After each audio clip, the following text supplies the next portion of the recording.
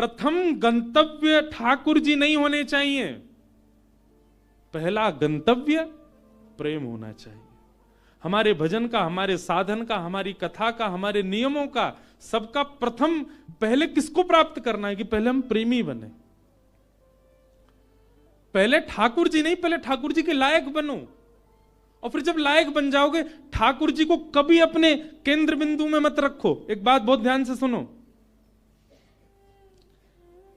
किसी को पाने के लिए आप मत तड़पो, स्वयं को ऐसा बनाओ कि सामने वाला आपको पाने के लिए तड़पे, सामने वाला आपको पाना चाहे।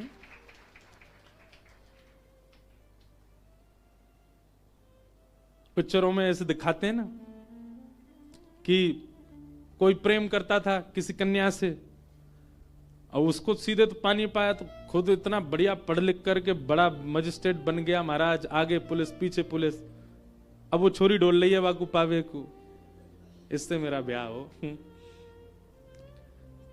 ठीक वैसे ही ये बात शास्त्रीय है कि ठाकुर जी को पाने के लिए आप केंद्र बिंदु ठाकुर जी को मत रखो चित्त में कि उनको मुझे प्राप्त करना है। ठाकुर जी को जो जो प्रिय है वो सारे गुण मेरे भीतर आ जाएं, ताकि ठाकुर जी को मैं प्रिय लगूं। आप पीछे मत पड़ो उनके, स्वयं को ऐसा बनाओ कि ठाकुर जी पीछे पड़े आपके। श्रीमद् वल्लभाचार्य जी के चरित्र में आता है कि, बहुत ध्यान से सुनिएगा, श्रीनाथ जी जब प्रकट हुए ना, तो पहले श्रीनाथ जी की भुजा प्रकट हुई, और भुजा प्रकट होने के बाद में सद्दू पानी की गैया रोज जाती थी, अपना संपूर्ण दुग्ध वहीं बहा करके आ जाती थी। तो सद्दू पानी ने देखा मेरी गैया कहां जाती है, जाकर के देखा तो गिरिराज शिला में केवल भुजा निकली हुई है। सद्दू पानी ने जब पूरा बाहर निकाला तो श्रीनाथ जी प्रकट हो गए इसी कलिकाल में।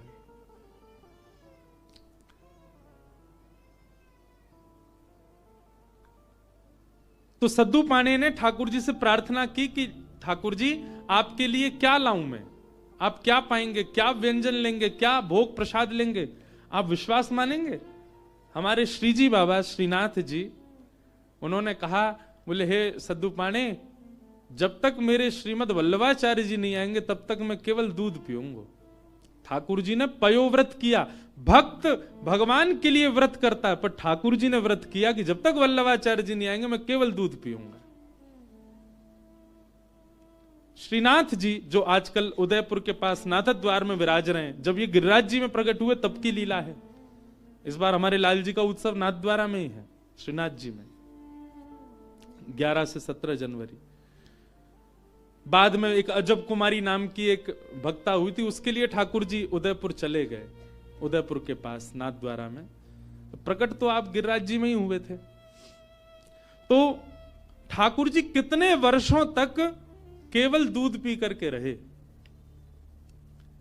एक दिन अपनी समस्त शिष्य मंडलियों के साथ श्रीमद् वल्लभाचार्य जी महाराज जब गोवर्धन पधारे, पूरे ब्रज में हल्ला हो गया, कोई बहुत बड़े आचार्य आए हैं, बोले नाम क्या, बोले वल्लभाचार्य। जब ये नाम सद्दू पाणे के कान में पड़ा, ब्रजवासी सद्दू पाणे दौड़े दौड़े गए और वल्लभाचार्य जी के चरणों में निवेदन करके रोने लगे। वल्लभाचार्य जी बोले रो क्यों रहे हो? बोले नाथ, भक्त को व्रत करते देखा है मैंने, पर इस जन्म में मैंने भगवान को व्रत करते हुए भी देखा है। हमारे इस गिरी कंदरा से साक्षात गोवर्धन नाथ जी का स्वरूप श्रीनाथ जी प्रकट हुए, मेरी गैया को दूध नित्य पियो करते। मैंने उनसे निवेदन किया कि आपको कहा भोग धराऊं। समोसे बोले मैं तो दूध ही पीऊंगा। मैंने कि कब तक दूध पियोगे? बोले जब तक वल्लभाचार्य जी नहीं आएंगे तब तक दूध ही पीऊंगा। भक्त ठाकुर की प्रतीक्षा करे ये तो सुनोगे हो, पर ठाकुर भक्त की प्रतीक्षा कर रहे हैं। हे नाथ, मेरी आप से प्रार्थना, जल्दी मिलो ठाकुर जी से और जल्दी अन्न पवाओ ठाकुर जी को। श्रीमद् वल्लभाचार्य, आप सबने चित्र देखा होगा निश्चित ही, अगर कोई श्रीनाथ जी से या हमारे गोवर्धन नाथ जी से परिचित है, वल्लभाचार्य जी के भाव में है। सद्दू पाणी ने आवाज लगाई, लालन हे श्रीजी बाबा देखो श्रीमद् वल्लभाचार्य पधारे हैं। और ऊपर से नन्हे से गोपाल जी, 4 वर्ष की अवस्था के गोपाल जी, 2-4 दतुइयां निकली हैं बस, गोल मटोल लाला, घुंघराले केश हैं, वही श्रीनाथ जी।